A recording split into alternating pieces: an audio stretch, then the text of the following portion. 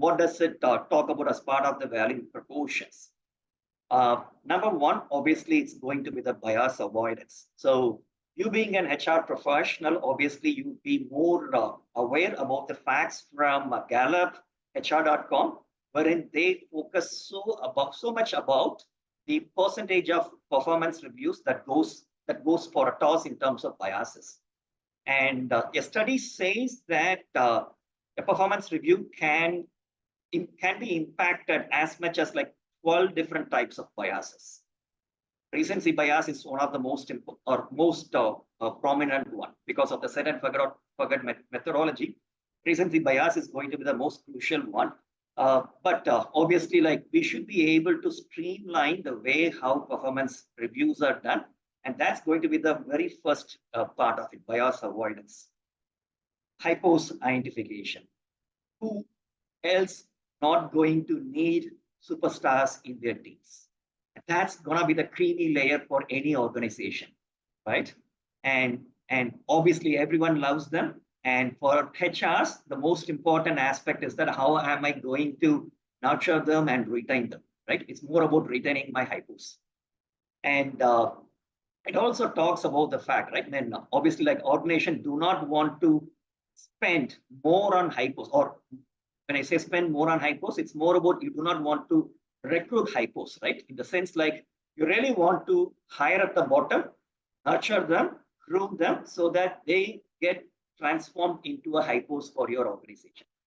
So what you should be doing on that will help you to groom your bottom layer all the way transformed into a hypos for your organization, right? And that's where you're going to talk about the supporting proportions, right? Wherein I should be able to understand the strengths and weakness of my employees and how can I nurture my the average performing employees. And that's where I need to have a personalized development plan supported by a competency-based coaching. So that streamlines back onto talent management and learning and development, right? Ultimately, these are all the things that is going to get feed on to my hypos identification and maintaining my hypos. Definitely, these are the creamy layer that I want to have in my organization at an optimal cost. And obviously, like we have few other things as well, multi-channel performance summarizer. So remember, a couple of slides back, we talked about how the industry trend has been moving. The multi-channel way of getting feedback from anyone, anytime, through any channel. So gone are the days. Definitely, like I'm not simply relying only on my performance PMS system, right? That simply talks about, okay, this is the review, this is the assessment.